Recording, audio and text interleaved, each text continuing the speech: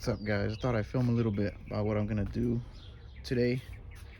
So just I believe yesterday in the morning, no, 2 days ago in the morning, I replaced the throttle position sensor. The idle was just a little rough, and it's better than going in and getting idle air control because it's all the way back here and well, right there. And I'm too lazy to get to that. So for the throttle position sensor, it's super easy. You just take off that T20 right there on the top, and then one right there. So it was a easier solution, and still no main seal done. I've actually got another leak that I'm suspecting is from the oil pan, and unfortunately for an oil pan, there's no way of doing it with the motor sitting in here. So it's gonna cost me about $1,000 to get this fixed, if in reality it's the oil pan gasket. My mechanic told me, obviously with these you can't do it while it's sitting. You have to take out the block, not the block, the whole engine. At that point I'd do the main seal, but also there's another thing to consider, is over $1,000 to reseal it. I'd have to consider just swapping the motor, because it's got well over 150,000 miles, and to put almost $2,000 into the engine, I can just find another drivetrain for it. But that's something that I'm gonna have to work on, because they gave me a die to put into the engine. So I'm gonna do that. I'm gonna get up underneath the car, clean off all the oil that's sitting right under the oil pan, and then under the transmission I'm gonna clean all of that, make sure it's all cleaned up, put in the dye, drive it. If it's leaking, they're gonna check it with I think they have like a black light, and they'll be able to see where it's coming from, and then they'll figure out whether or not if it's the gasket. If it's just the oil pan, they'll probably just swap it out. It'd be like half the price. And then the main seal, well, I have to figure it out. I'll figure that out later on, but beats swapping out the whole motor, or not swapping the motor, but also taking it out just for that. So I'm gonna get up underneath, and then I'll show you guys how I'm gonna clean it and what I'm gonna clean exactly. So actually, before I forget, this is the one that I'm going to be, they gave me this to put into the engine after I clean it up.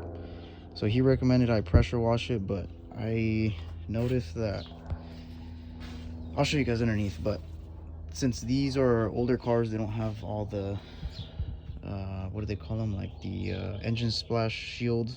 So this is like straight through, and I don't want to pressure wash like any of this stuff, because there are exposed wires underneath, like the O2 sensors. There's just wires out here that are super brittle because it's from 1995, and I don't want to pressure wash them and risk getting water into those connections and then having them go out. So I am using, they gave me this to use.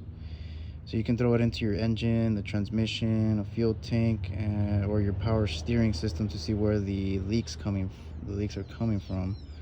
So like I said, I'm gonna clean it up, make sure it's all dry and clean, and then I'm gonna throw this into the engine, because that's where I'm gonna check for leaks, and then drive it around, and then we'll see where I'm gonna take it to them. I'm gonna take the car to them, and then they're gonna see where it's gonna be leaking from, and I'm hoping it's not the actual gasket from the oil pan. So this is right where I say that the oil is, you can see all the oil dried up, and it's leaking slowly, but yeah, I'm afraid that this might have to be taken out. But that's the oil pan right there. You can see it's really dried up, or not dried up, but really set with oil. Let me get in more towards the under the transmission. So that's the torque converter cover. Yeah, it's pretty bad. And then that's the transmission right there, but it looks like that's more of like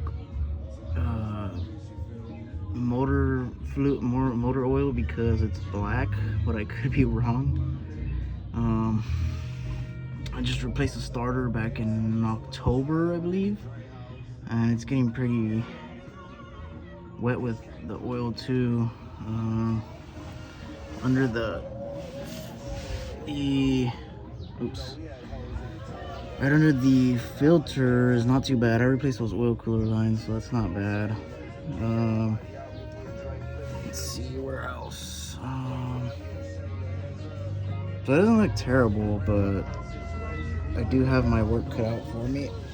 I'm trying to see if I can zoom out actually. I do have my work cut out for me to get this cleaned up and then get it all ready to go for basically inspection so that they can check out where the leaks are coming from. Hopefully it's not anything serious, but let's see. I am going to be using this degreaser, and I'm gonna be using some shop towels, and then I gotta be using this super clean, of course, but I will be back once I get some work done. All right, not too bad, huh?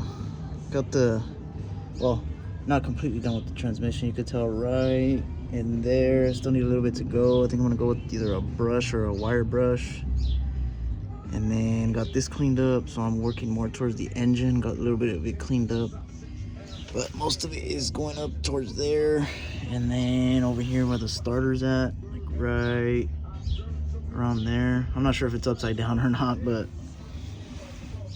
yeah, I got a little bit to go in here. This is gonna be the tricky part, but not too bad. And then where the balancer's at, right there.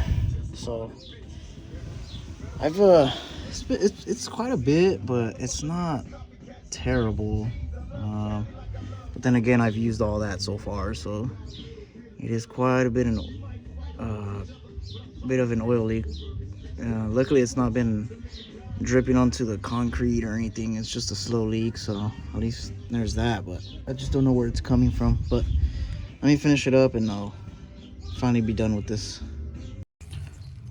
All right, got it all cleaned up, and one of the things that I noticed that I couldn't notice before was that because all this was kicked on with like super heavy grease and oil and stuff, is that this is the timing cover, and this is what's leaking like right in between the groove right there. Like right in between here. So that's where the oil was coming out from, and I know that it's gonna be the timing cover that's bad, which is why, sorry, it's a bike passing by, which is why on top that there's a lot of oil and grease and all that stuff too. So I know that it's gonna be the timing cover for sure, but the oil pan and stuff, I'm not 100% convinced yet, but it's all cleaned up finally. So now I just gotta put in that dye, and then I'm gonna be driving the car for a little while, but it looks a lot better. Not anymore. There's not so much grease under here. Actually kind of happy with it. And it only took all this to clean it, and some heavy elbow grease. All right, so I actually got to thinking, but where I said right under there where it was leaking, I think that's a crank seal. So I don't think it's necessarily the timing cover, which I mean might as well replace anyways, but I think that's a front crank seal. Don't quote me on that, but I think that's what it is. Aside from that, that's pretty much it for now. I'm gonna see if that doesn't leak too much right there at the bottom, and then if not, I'm gonna go ahead and drive it for a while and see what I'm gonna need, because I'm gonna take it in about 2 weeks, and then we'll see what I end up needing to do. Let's just hope it's the oil pan, but if there's anything else, I will obviously go ahead and upload it. I've actually been wanting to do the load resistors on this one, but it is pretty difficult to know where to mount them because they do get super hot. So I'm still waiting on that. I want to do the front ones aren't so difficult, but the rear ones, to find out where to place them in the rear will be difficult. But yeah, that's pretty much it for now.